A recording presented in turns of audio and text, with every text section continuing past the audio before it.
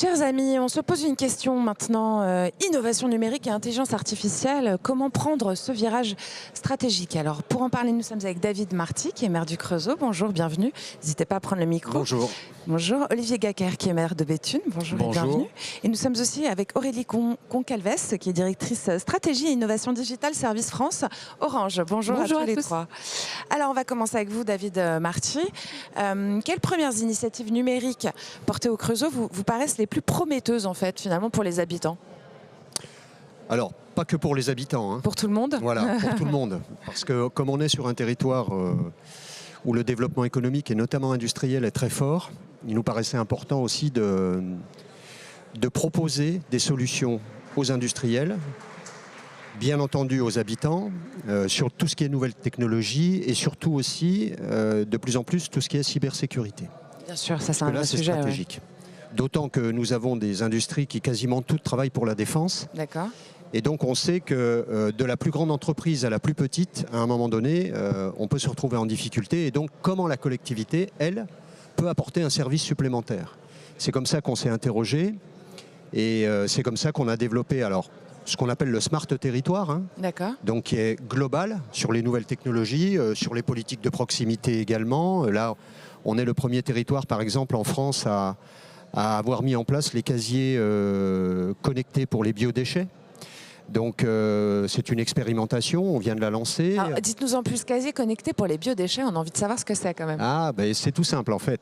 On veut performer dans ce qui est la chaîne de tri en fait. Hein.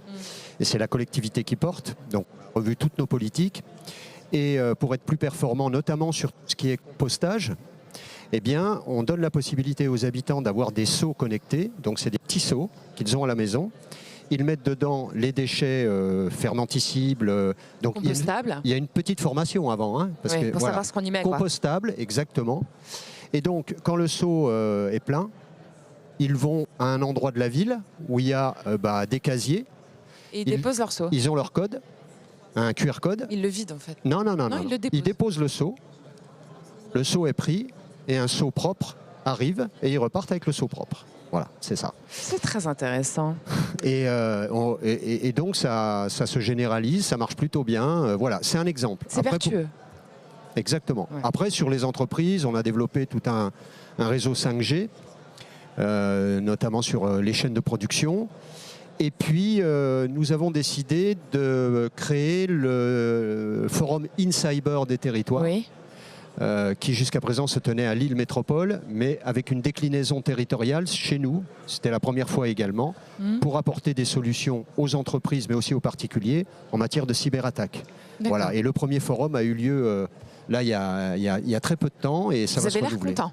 Ah, très content. Et surtout, les entreprises et les personnes sont contentes. Pourquoi? Parce que devant une cyberattaque, on est seul, souvent. Un chef d'entreprise ou un artisan qui se fait attaquer, il est seul. C'est vrai qu'on entend beaucoup que les PME, les ETI sont plus au fait, mais sur les plus petites entreprises, c'est un peu plus compliqué. Olivier Gacker, je vais vous poser la même question. Quelles sont les premières initiatives que vous mettez en place en fait, aussi au sein de Béthune pour accompagner les acteurs économiques face à ces mutations stratégiques?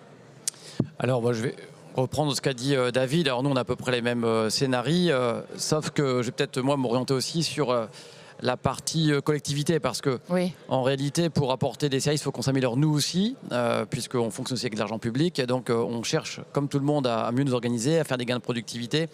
Et surtout, on a vu arriver l'IA qui s'est généralisée après fin 2022, ChatGPT. Qui va très très vite, oui. Et on a dans nos entreprises, collectivement, et dans nos propres entreprises services publics, qui sont nos collectivités, des shadow usagers, comme je le dis, c'est-à-dire des gens des employés qui utilisent des formules d'IA générative qui ne sont pas toujours maîtrisées d'un point de vue RGPD, d'un point de vue réglementaire, d'un point de vue protection de données et de sécurité in fine.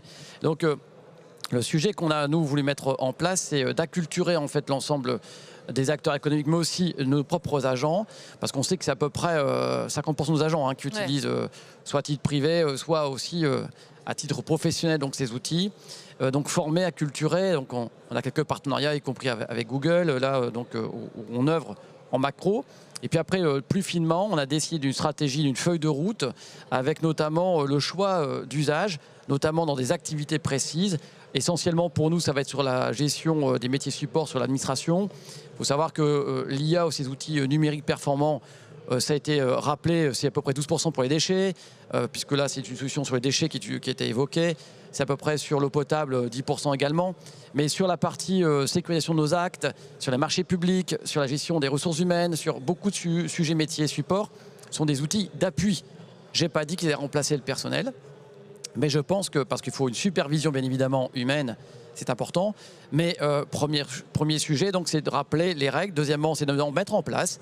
Il n'y a pas de charte aujourd'hui qui existe, il n'y a pas de loi en tant que telle. Et donc nous, on a choisi d'avoir un groupe de travail en interne, on a choisi d'avoir un groupe de travail qui s'accroche à une dynamique nationale notamment, puisque je parle des interconnectés, où depuis le mois de mars, on s'est doté collectivement de principes déontologiques et d'éthique qu'on partage auprès des différentes collectivités, avec notamment aussi une bibliothèque de l'IA, par exemple, pour des outils qui ont déjà été testés. Et donc, on a choisi 2 outils en particulier qui devraient nous permettre de sécuriser nos actes, mais aussi de gagner beaucoup de temps, beaucoup d'énergie, de donner des réponses rapides à nos agents et surtout de faire des économies d'échelle. Je pense notamment sur les postes extérieurs. Aujourd'hui, on a souvent affaire à des cabinets d'avocats pour sécuriser les actes.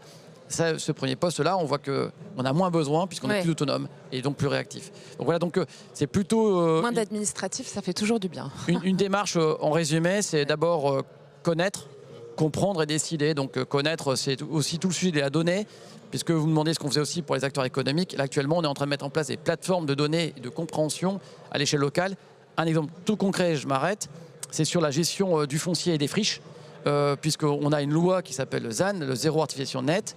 Donc on nous dit on ne pourra plus développer d'activités économiques sur nos sites. Et en fait, on a, grâce à cet outil, démontré aux investisseurs que nous avions des sites presque clés en main sur des friches et donc qu'on pouvait réindustrialiser le territoire. D'accord. Alors Aurélie Goncalves, du point de vue d'Orange, quelles innovations digitales sont prioritaires en fait pour les villes moyennes selon vous ? Première chose, ça va être l'acculturation. Ouais. On en parlait tout à l'heure, mais la première chose, la bonne utilisation de l'intelligence artificielle pour les bons usages, c'est déjà clé. Ensuite, il y a différents types d'intelligence artificielle. Il y a les intelligences artificielles prédictives. Je pense que tu en parlais tout à l'heure, mais c'est exactement ça. Identifier le bon endroit pour mettre en place un point d'apport volontaire. On en a besoin et ça nous permet de dire avec l'IA prédictive où est-ce qu'on peut positionner le meilleur point d'apport volontaire qui va permettre à tout le monde d'aller à 5 minutes, 7 minutes à pied, aller déposer son petit seau de détritus. Et l'objectif, il est là. C'est comment on arrive à combiner les différentes intelligences artificielles, comment on arrive à acculturer les agents à la bonne utilisation de l'IA. Il ne faut pas oublier, c'est ce que je disais tout à l'heure, tu dis 50%, moi je pense qu'on est presque un peu plus. À l'Université des territoires normands, quand j'ai posé la question, il y avait 80% de la salle qui a dit « Ok, on fait du shadow AI », donc de l'IA clandestine, on va dire ça comme ça, et qui l'utilise pour rédiger des mails à des citoyens avec leurs données personnelles, avec leur adresse, leur nom, leur prénom. Et tout ça, il faut y remédier. Et donc, ça a un vrai besoin d'accompagnement. Il y a un vrai besoin d'accompagnement pour dire comment on peut utiliser l'intelligence artificielle. Nous, on a la chance, Orange, d'avoir développé des IA dites souveraines, donc qui vont nous permettre de pouvoir mettre des données, même sensibles, confidentielles, personnelles. On sait que les données n'iront pas aux États-Unis ou n'iront pas en Chine. Exactement. Par exemple, c'est un point clé. Exactement. Et là, on arrive à apporter une vraie solution, un vrai garde-fou, parce que les élus sont responsables des données qu'ils ont sur leur collectivité. Et on doit avoir cette confiance vis-à-vis des citoyens. Où vont leurs données ? David Marty, ces IA souveraines, est-ce que c'est ça que vous utilisez, vous, ou comment vous fonctionnez? Enfin, quel type d'IA vous utilisez, par exemple, pour ces histoires de déchets, ou pour tous les autres projets que vous mettez en place, en fait, sur les collectes de données, en fait, de vos administrés? Là, en fait, c'est un peu ce que disait Olivier tout à l'heure, c'est-à-dire qu'au sein de la collectivité, on a prévu d'abord au niveau de notre DSI, le service qui gère tout ce qui est informatique, numérique, de renforcer considérablement le service, de mettre des référents numériques. Et puis là, on a un plan sur 5 ans, 6 ans, qui va faire qu'on va monter en puissance sur tout ce qui est intelligence artificielle, voire même en intégrant, y compris dans nos services, un volet recherche. Donc il va y avoir des recrutements aussi sur un volet recherche à l'intérieur de la collectivité qui pourrait être une source aussi ensuite pour d'autres partenaires extérieurs. Donc ça c'est tout un travail on vient de lancer et qui va coûter. Parce que c'est un investissement. Est-ce que vous allez incuber, par exemple, est-ce que vous le faites déjà, des startups ou des jeunes projets que vous pourriez intégrer justement à la collectivité ensuite? Oui, aujourd'hui, on a 3 startups dans le Technopôle qui travaillent sur du développement industriel et notamment nucléaire avec l'intelligence artificielle. On a une autre start-up qui, elle, je parlais des déchets tout à l'heure, l'aspect dangerosité des déchets dans les chaînes de tri. Oui. Je prends un exemple. On a eu protoxyde d'azote. Voilà. Protoxyde d'azote. Ça provoque des incendies terribles. Exactement. On a eu l'exemple en métropole il n'y a pas très longtemps à Paris. Voilà. Eh bien, il y a une start-up chez nous, dans notre Technopôle, qui est en train de développer un process qui va éviter justement toute explosion sur chaîne de tri. Parce que ce qu'ils disent, il y avait un problème avec les piles, si j'ai bien compris. Les piles qui prennent feu. Il y a les piles, il y a les batteries. Ouais. Mais il y a aussi les petites bonbonnes de protoxyde d'azote. Vous savez que les jeunes, malheureusement, aujourd'hui... c'est un fléau, effectivement. Voilà, consomment du protoxyde d'azote. C'est hilarant, c'est un gaz hilarant. Et ensuite, balancent les bonbonnes dans les bacs jaunes, à recycler. Et donc, ça se retrouve dans le tri. Et la start-up, là, elle est en train de mettre au point, ça marche. Elles ont déposé le brevet. Et ça a été fait dans notre Technopôle, Bengo, et une autre start-up qui travaille aussi sur l'intelligence artificielle dans les process. Donc on est complètement dedans. Complètement. Olivier Gacquard, je vais vous poser la même question sur ces innovations. Est-ce que vous comptez intégrer un nouveau staff justement concernant tout ce qui est le développement de l'intelligence artificielle aux collectivités, à votre collectivité directement? Ou est-ce que vous travaillez, vous incubez aussi avec des start-up? Comment ça se passe en recherche et développement? Alors ce sont... les deux modèles, en fait, je pense qu'aujourd'hui, il y a un modèle hybride qui s'impose à nous. Il y a ce qu'on peut faire, nous, en direct. Il y a ce qu'on fait avec l'appui d'entreprise et ce qu'elle développe elle-même par ailleurs. Nous avons une agence d'urbanisme, nous, sur le territoire, à laquelle on a confié donc, cette mission de rapidement faire évoluer donc, ces outils. Donc d'abord, c'est la gestion de la donnée en tant que telle, parce que l'IA, c'est très bien, mais c'est juste un super calculateur qui a besoin de bonnes données pour pouvoir sortir les bonnes réponses. À savoir ce qu'on lui dit, ce qu'on lui demande. Mais surtout, elle vous redonne ce que vous lui donnez à manger. Donc en fait, vous prenez un cas. Si vous mettez rien, vous avez rien. Oui, et puis même, on parlait des usagers, par exemple, vous prenez tout bêtement votre site internet de la ville ou de votre collectivité, votre interco, vous mettez un chatbot, donc c'est simple, c'est un langage naturel, vous posez une question, dis-moi quelle est la date de la prochaine parade des majorettes ou je ne sais quoi, ou prochain feu d'artifice. Si vous n'avez pas mis à jour votre site internet, lui il va chercher ce qu'il trouve sur le site internet et va vous donner la date il y a 2-3 ans. Donc il faut vraiment que nous puissions avoir d'abord un travail sur la donnée. Donc là-dessus, l'agence d'urbanisme, pour nous, elle va on a eu un projet expérimental qui s'appelle une plateforme collaborative de la donnée. On va chercher tout ce qui est donc en accès libre. Puis là-dessus, on est à rajouter nos propres données de gestion administrative, nombre d'actes d'urbanisme, état civil, enfin tout ce qu'on peut produire comme données. Et donc le SIG, un service système d'information général. Et tout cela donc est mis au sein d'une plateforme et on peut y mettre dessus des algorithmes pour donc poser des questions et avoir des réponses. Plus c'est fin, plus c'est précis, plus c'est trié, plus c'est finalement fiable et plus on peut avoir des outils prédictifs efficaces et on peut donc mieux orienter nos petits publics. Donc ça, c'est, on va dire, public par public. À côté de ça, on a effectivement un écosystème d'innovation. Dans tous nos territoires dits périphériques, on a la force d'avoir de l'industrie, on a la force d'avoir souvent des TPE, PME et des gens qui innovent, qui ne vont pas forcément dans les grands ensembles, parce qu'on a su aussi, nous, créer des clusters, des incubateurs à nos échelles.